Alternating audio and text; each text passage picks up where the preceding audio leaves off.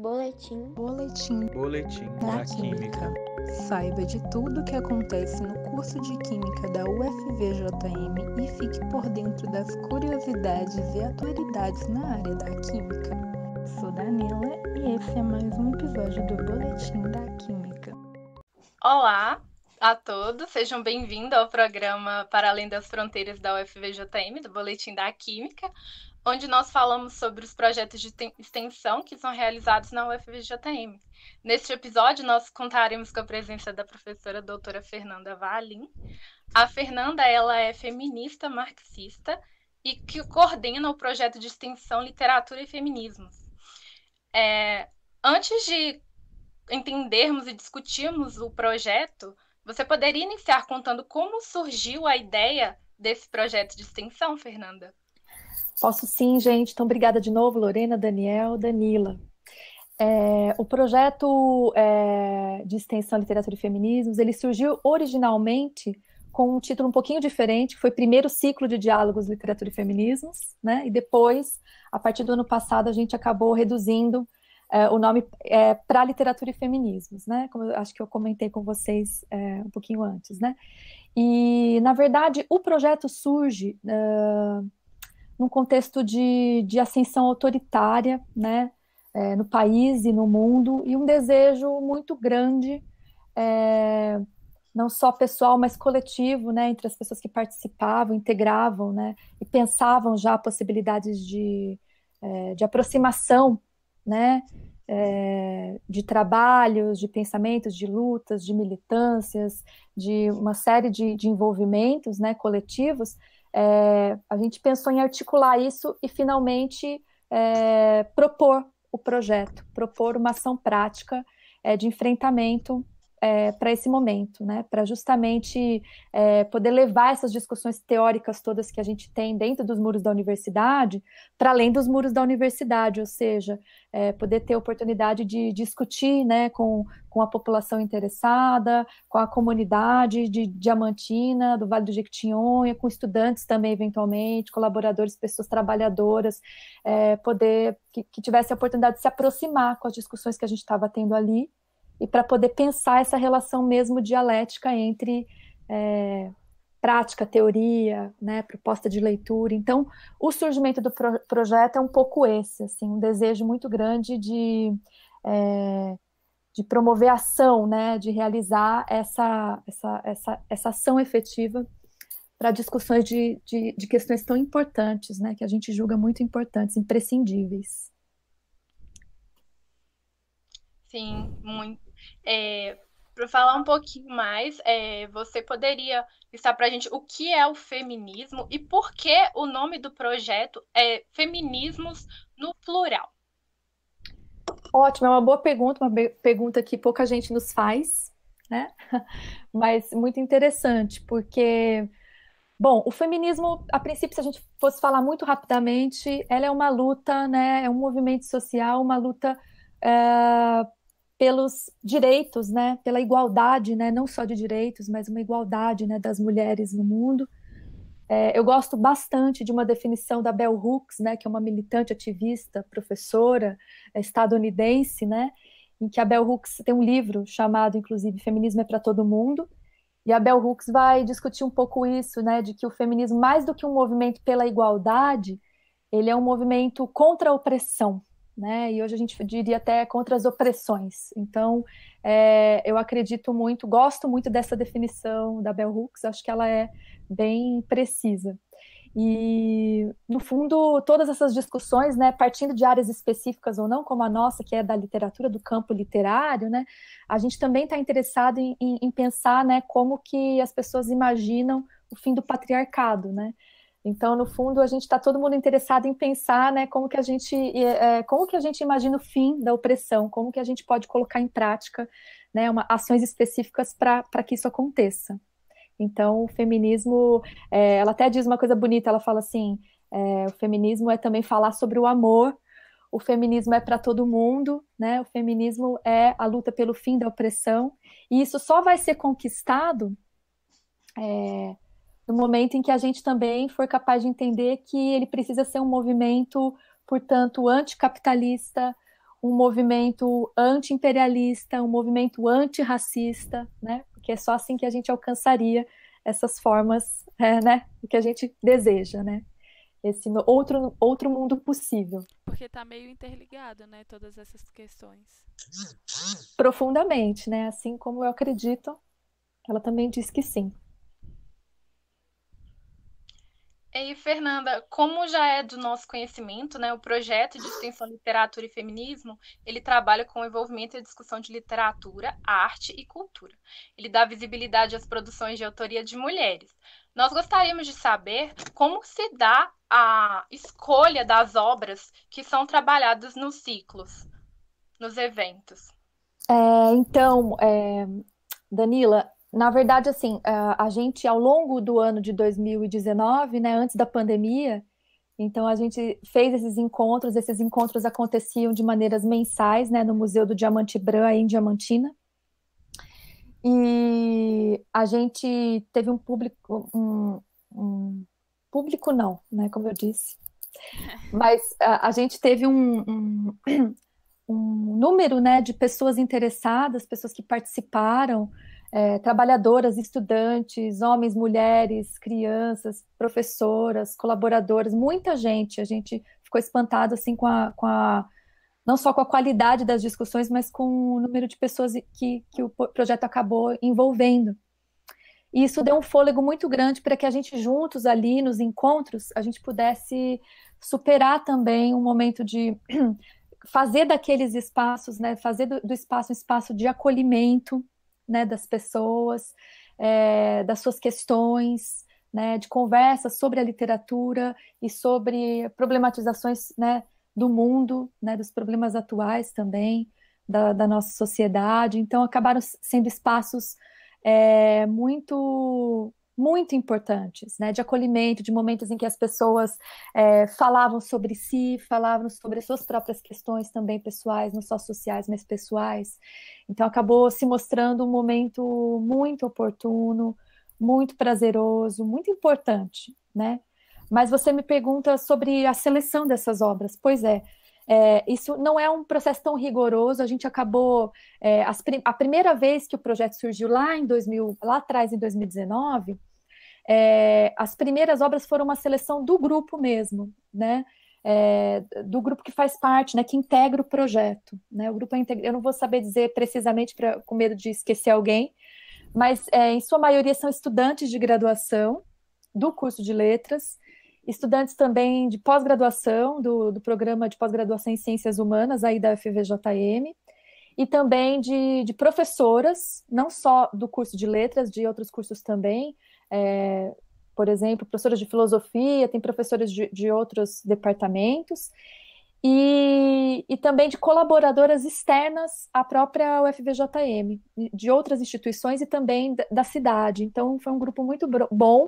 A gente acabava se reunindo para fazer um levantamento daquilo que a gente gostaria de ler, porque a gente precisava de um tempo para poder também fazer essas leituras, né, com antecedência, selecionar fragmentos que a gente achava interessantes para o dia lá também fazer circular, fazer as leituras, convidar, né, os mediadores dos dias, porque acontecia mais ou menos assim, a gente fazia a seleção de uma obra literária e uma obra mais teórica ou crítica, né, de debate sobre o tema, né.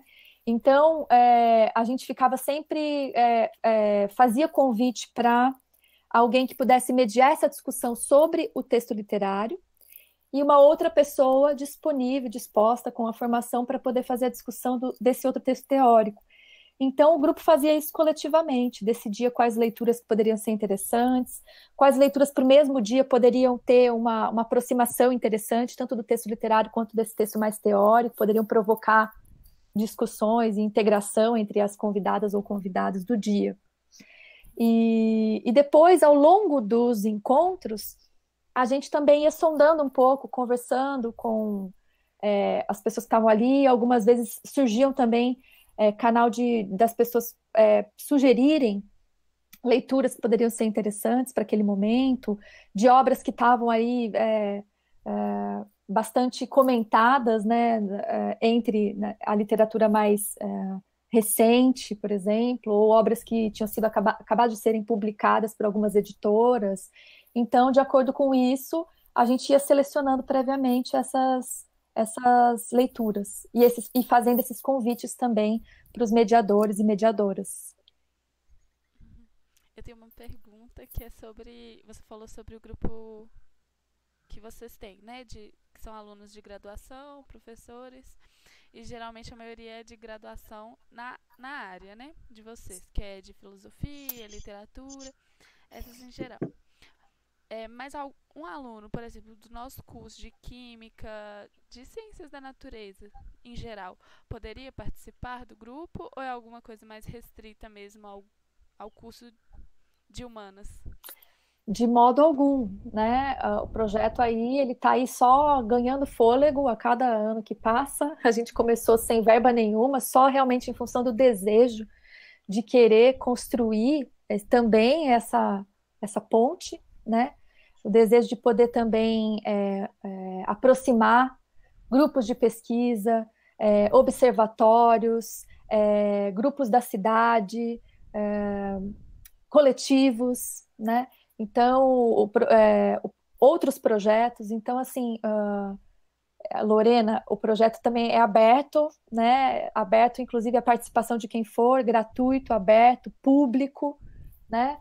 E quanto mais pessoas quiserem, né, angariar esforços, né, participar do projeto, ele está aberto. Inclusive, é um desejo nosso de, inclusive, poder transpor, né, os limites desse lugar interdisciplinar, né? Porque a discussão, não só a literatura, né, o campo literário, mas também né, as discussões sobre feminismo, né, contemporâneos, elas são absolutamente interdisciplinares, né? Interessa, a gente quer realmente que todos participem. Entendi, obrigada. Imagina. Inclusive, eu já tive a oportunidade de ir em um dos eventos em 2019, no finalzinho de 2019. É muito interessante e, sem dúvida, é interdisciplinar, realmente. Mas, né, com o início da pandemia, não deu para a gente participar mais de forma presencial, né? E vocês tiveram que buscar novas estratégias para dar continuidade ao projeto. Você poderia explicar melhor como será a nova dinâmica dos ciclos e a interação do público com esses novos recursos? Danila, que bom saber que você estava presente lá em um dos encontros, que legal saber. Então você vai poder ter, com essa experiência, sentido, né, um pouco do que foi, né? Realmente como era um espaço agregador, né? E de profundo aprendizado de todos nós, né, enquanto grupo. De fato, assim, com o início da pandemia foi uma coisa assim, a gente...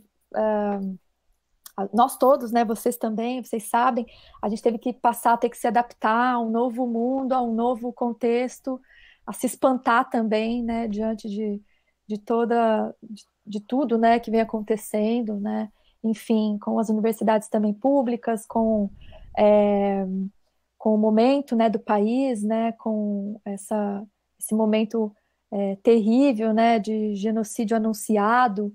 É uma situação muito grave.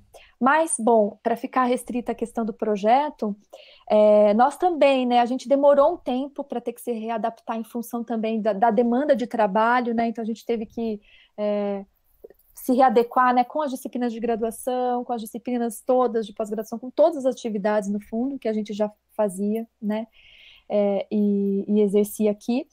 Então, em verdade, em 2020, embora o grupo ainda tenha se encontrado virtualmente, a gente acabou não realizando encontros.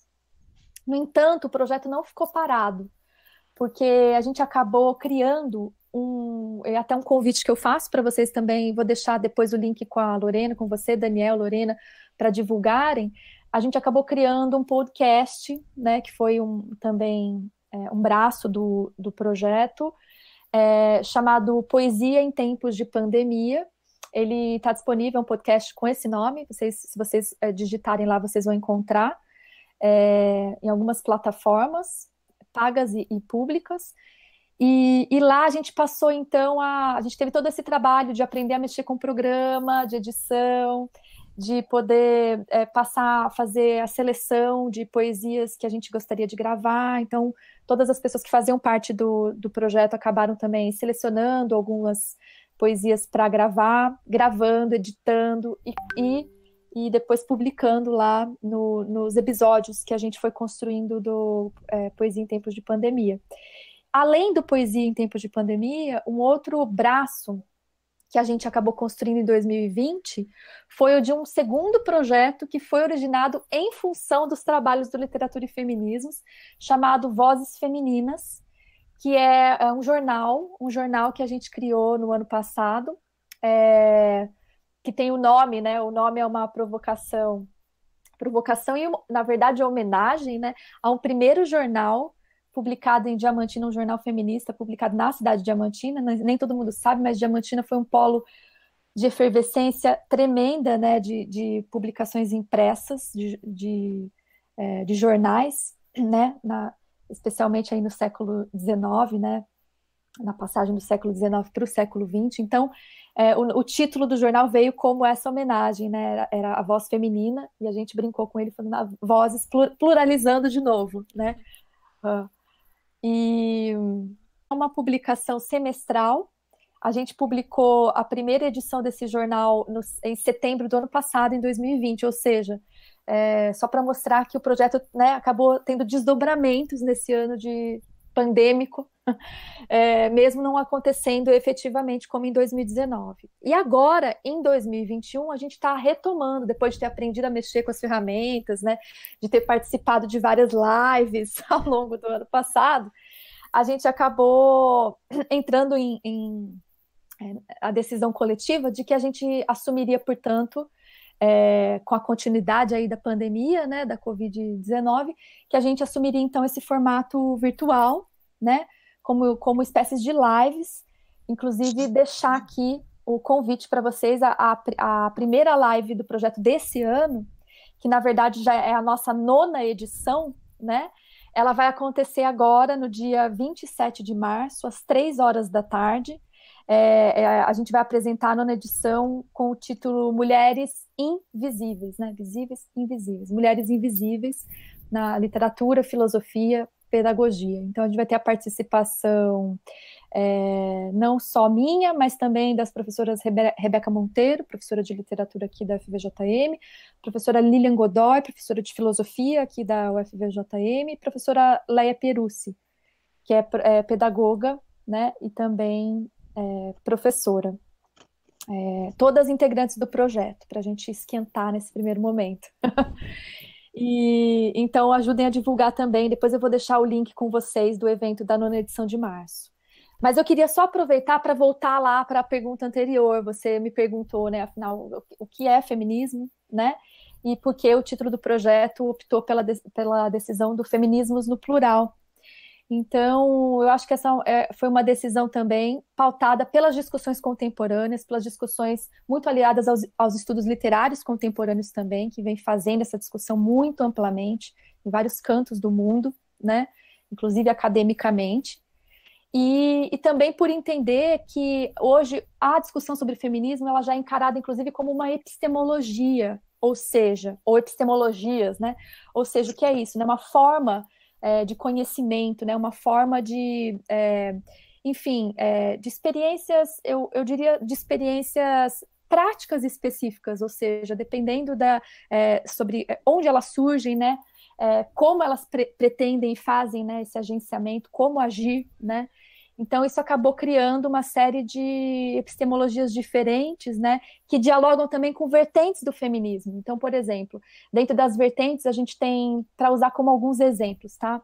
Então, a gente tem desde o do feminismo mais liberal, com o qual a gente não se aloca não é muito, porque é aquele que está, enfim, que condizente, né, com o sistema capitalista, então, mas ele existe, a gente não pode negar a existência dele, e a gente também tem outras vertentes, como o feminismo marxista, o feminismo radical, agora o feminismo pós-moderno, feminismo materialista, então são vertentes. E eles estão em diálogo com as epistemologias, então a gente tem também as epistemologias, enfim, do feminismo negro, né, que hoje, né, tá a força total para essas discussões acontecerem, o feminismo classista, né, das mulheres trabalhadoras, o feminismo, enfim,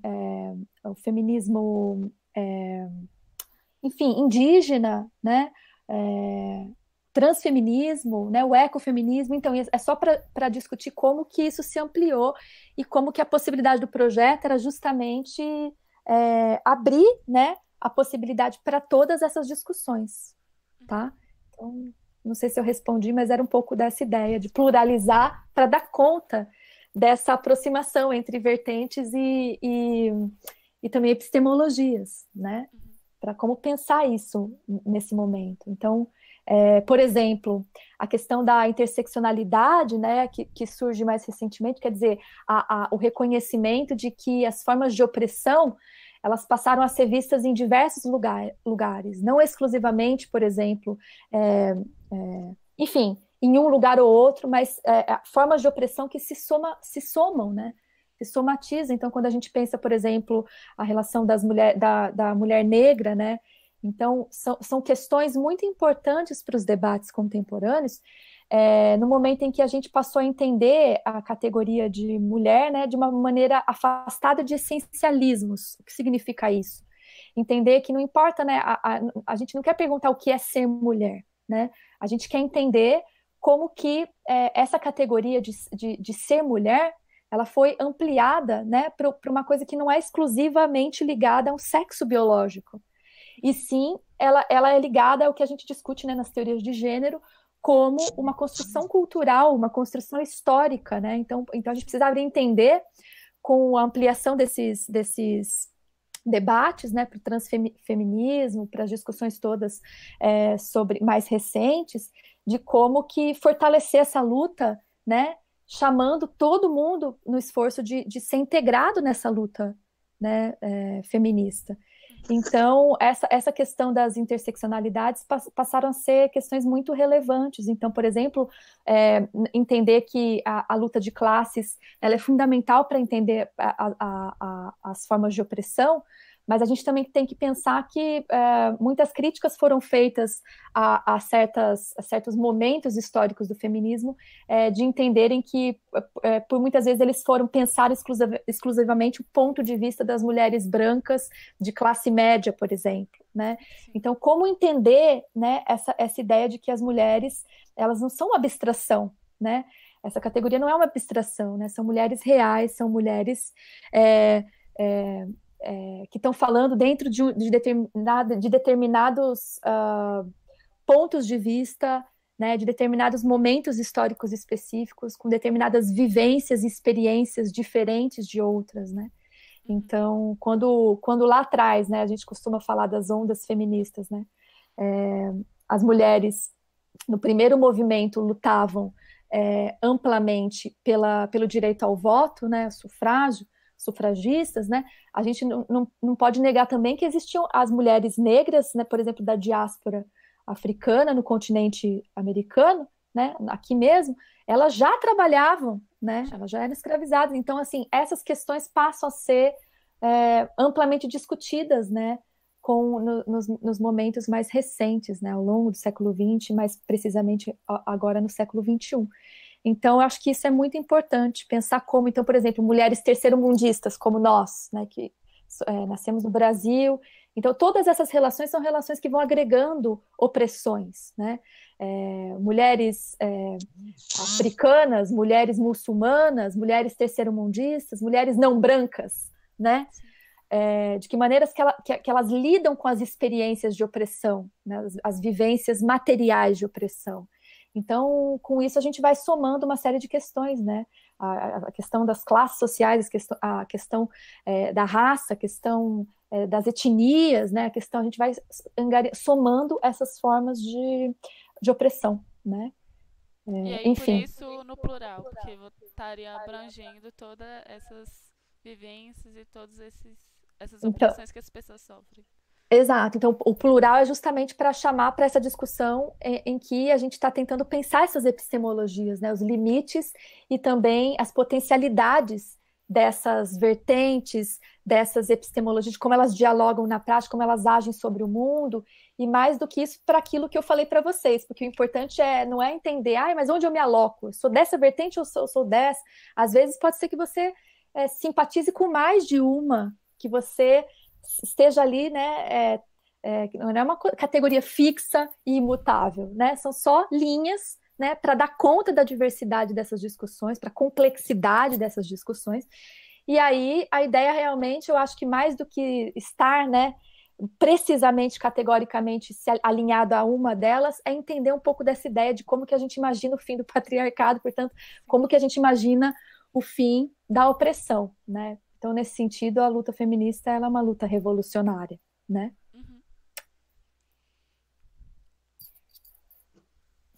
Fernanda, mais uma perguntinha. Você vai falar, Lorena? Não, pode falar. Mais uma perguntinha a respeito das obras. As obras literárias, artísticas e culturais, qual é a importância delas para o projeto?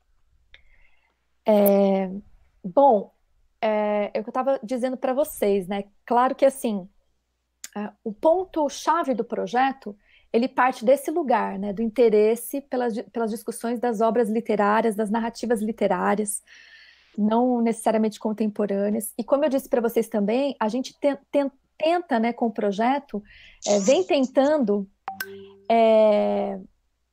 dar um pouco, dar voz de alguma maneira, não sei se dar voz, mas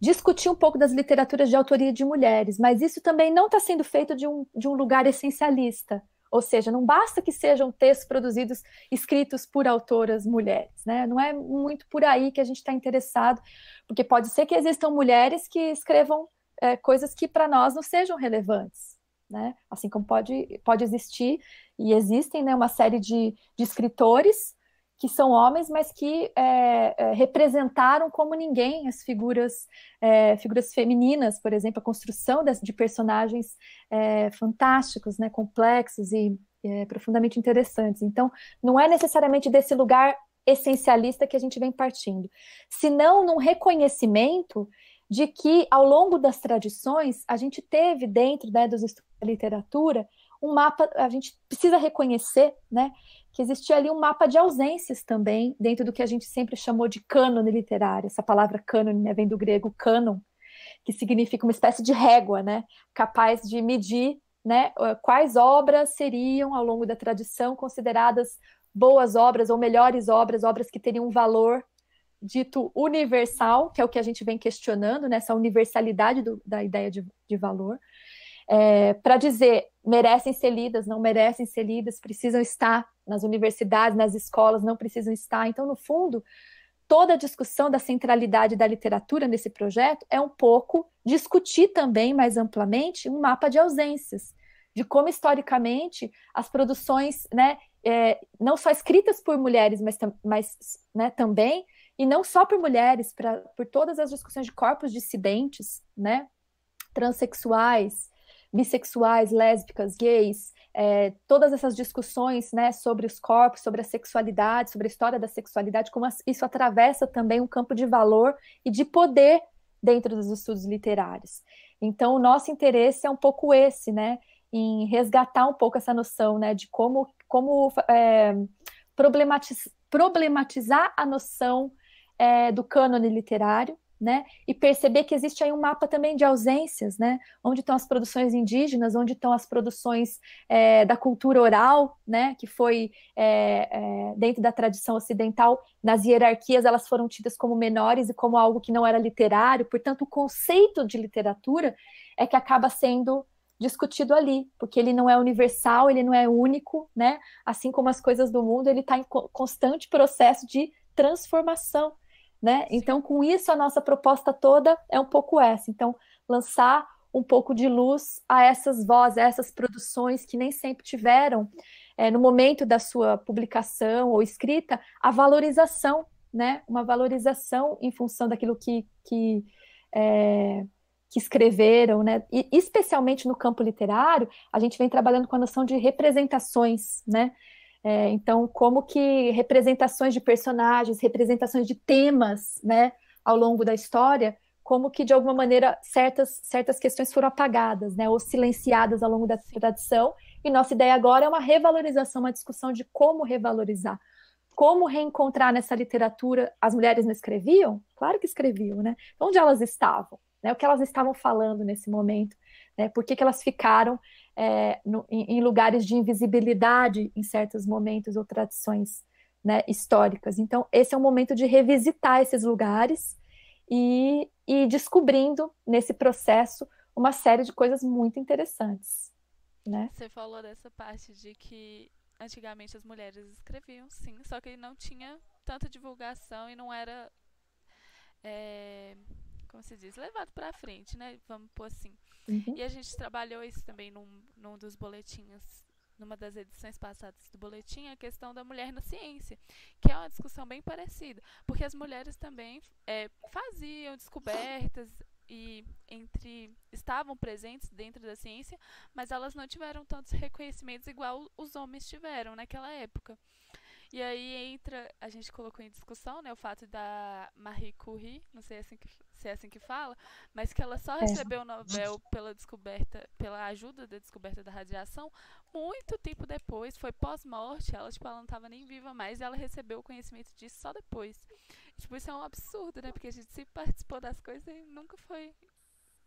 nunca teve reconhecimento.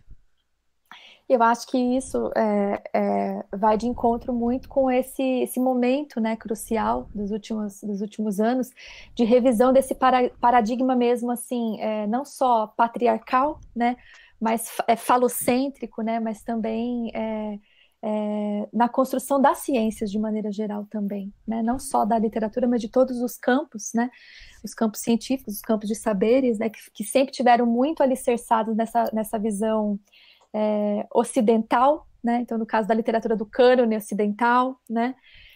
E que agora passam a ser amplamente debatidos, amplamente revisitados, amplamente repensados, né? Então, é um momento muito profundo, muito rico de se pensar essas novas epistemologias, né? Como as epistemologias do Sul, novas formas de conhecer, né, ou de valorizar esses conhecimentos, né, essas formas de saber. Então, é um momento muito, muito, muito interessante e particularmente importante para todas as ciências, né, não exclusivamente para o campo literário. Né? Sim. Fernanda, para finalizar, nós podemos perceber pelo seu currículo que, além do ensino, você está muito envolvida com pesquisa e também com extensão. Como você avalia a importância dos ciclos para a área de pesquisa? Sim, então, é importante se dizer, né, Lorena, Danila, Daniel, que em verdade, quando a gente pensa, né, toda a estrutura da universidade pública, ela está sempre formulada dentro desse tripé, né, do ensino, da pesquisa e da extensão. E isso não é à toa, isso é muito importante, né, isso faz parte, inclusive, da formulação da importância pública do conhecimento, né, não só da universidade, que ela é sustentada, né, enfim, por dinheiro que é público, mas também pela divulgação e produção desse conhecimento, né, para fins públicos também, né, para a melhoria da vida humana, né, da maneira mais ampla possível. Então, eu acho que esses tripés estão fortemente vinculados, né, nessa ideia de que a gente produz pesquisa dentro especialmente das universidades públicas do país, né, acho que o que vem mostrando muito fortemente isso, né, a questão da pandemia veio trazer, né, essa discussão com muito mais força, né, no momento em que as ciências passaram a ser questionadas, debatidas, colocadas inclusive em descrédito, né, e agora, mais do que nunca, eu acho que isso vem sendo reforçado, né, a importância dessas instituições em produzir a vacina, né, o SUS aí, a força do SUS, a importância dele, né, no Brasil. Então, tudo isso para dizer que, assim, não existe uma coisa desligada da outra, né? Eu enxergo isso de uma maneira bastante dialética, porque a gente produz pesquisa, né, a partir de teorias, né? Só que essas teorias, elas nunca são fixas, porque elas são colocadas à prova, né? Onde? Nas comunidades, na sociedade, na vida na vida, na praxis da vida, na prática humana, né? E aí, a partir da resposta em que aquilo dá, isso vai sendo usado para reformular as próprias teorias. Então, é uma relação muito dialética o tempo inteiro, né? O mundo em transformação, né? Like a Rolling Stone, né? Com a música. Então, é uma coisa em permanente movimento de transformação. Por isso, profundamente dialético. Assim como o ensino, ele também nunca é fixo, né? Ele está sempre em constante transformação, a partir das descobertas que a pesquisa promove, né? Da redescoberta que ela promove, e transforma também as teorias, e assim sucessivamente uma coisa vai implicando a outra. Só para finalizar, eu lembrei aqui de um crítico literário, talvez um dos críticos mais importantes no Brasil, que é o Antônio Cândido.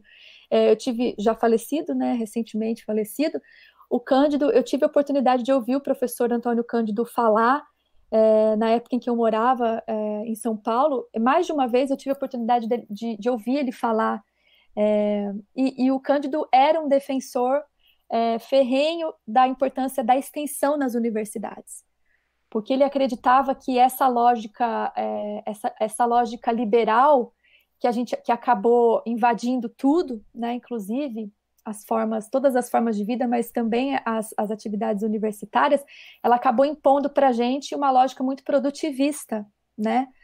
A gente precisa produzir, tem que ser a qualquer custo, tem que ser, mas se produz para qual fim, né? Com qual intenção? Para atender a quais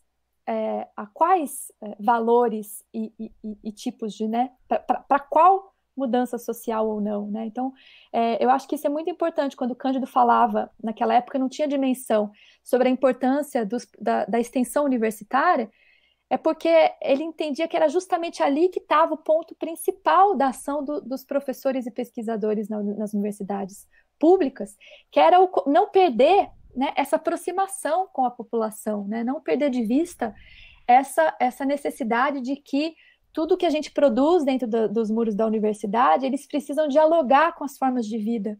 Eles estão em diálogo com a melhoria da vida das pessoas, com a melhoria da vida das comunidades, né? Com a melhoria de vida coletiva, né? Com a transformação da própria sociedade. Então, a extensão não nos deixa esquecer esse, não só desejo, mas essa necessidade do fim do conhecimento, né? Para atender a quê, né? Então, eu acho que o projeto de extensão, ele carrega consigo essa natureza da importância fundamental do nosso fazer, né? Da nossa profissão, né? Enquanto trabalhadoras, né? Professoras, trabalhadoras, de um pouco o que é a nossa função, né? Dentro da universidade também. Então, isso é muito bonito. E isso é muito forte, isso agora, nesses momentos de maior opressão e autoritarismo, isso retorna, né? Retorna para a gente repensar sobre os sentidos que isso realmente tem. Então, não nos deixar, por mais que existam pesquisas teóricas profundamente necessárias, né? Pesquisas que, no primeiro momento, a gente não vê uma função prática para aquilo, né? No futuro, a gente sabe que elas podem reverter de alguma maneira, né? A própria literatura, né? Ela seria... muita gente considera um saber inútil, né? Mas como disse um dos grandes filósofos, né? Salvo engano, acho que foi Aristóteles mesmo, né? Para que serve quando lá atrás, né? Anos antes de Cristo, alguém perguntou para Aristóteles para que serve a filosofia, e ele respondeu que a filosofia não serve porque ela não é servil, né? Então, de alguma maneira parecida, eu acho que nos estudos literários é um pouco isso, né? A importância dos saberes inúteis, quer dizer, inúteis dentro de uma perspectiva, de uma lógica produtivista, de uma lógica profundamente ainda capitalista, alicerçada em alguns recursos, mas ela tem uma importância fundamental. Então, nesse sentido, só para fechar, a arte, né, o estudo das produções artísticas, né, eu acho que é um ponto fundamental sobre a possibilidade de construção de utopias, né? Sobre a possibilidade do trabalho com o simbólico, né? Com aquilo que nem a gente talvez não tenha profunda consciência, mas mexe também com essa questão de uma humanização, ainda que a gente não tenha consciência, né, disso. Então, é um movimento também inconsciente, né? A gente vai, de alguma maneira, pode também se humanizar, pode também entender a arte, não exclusivamente a partir de ponto de vista da beleza, né, da questão estética, mas também de um compromisso ético com a vida, né, um compromisso ético com as pessoas, um compromisso ético de empatia com o outro, né, com a dor do outro.